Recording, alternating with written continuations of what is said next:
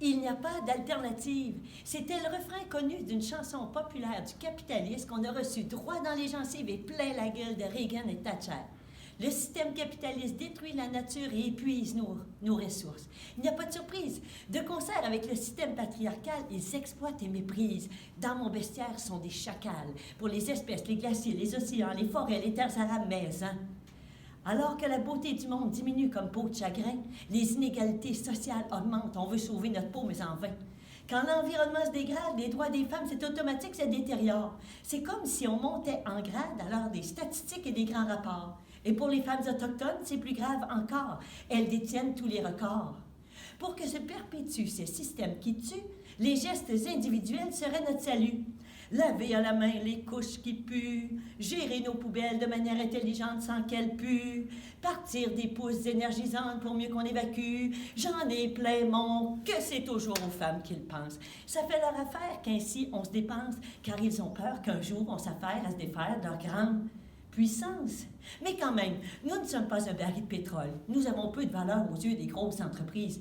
Sauf quand les cours du marché s'affolent, là, nous pouvons devenir leur pire hantise. Et notre pouvoir réside dans les femmes en action.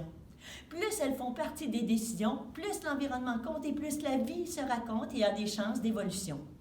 Notre première résistance est celle de l'esprit, pour se libérer et refaire alliance avec nos lignes communes de vie. En autant qu'on se déconnecte de nos plus grandes addictions, comme celle du monde des écrans qui affectent nos élans de création. Et oui, nos cerveaux sont condamnés à des algorithmes et emmurés dans des chambres d'écho. Si on prenait notre propre rythme, on pourrait devenir des radicales et des radicaux libres et gérer le sentiment d'urgence qui grandit à l'intérieur de nous.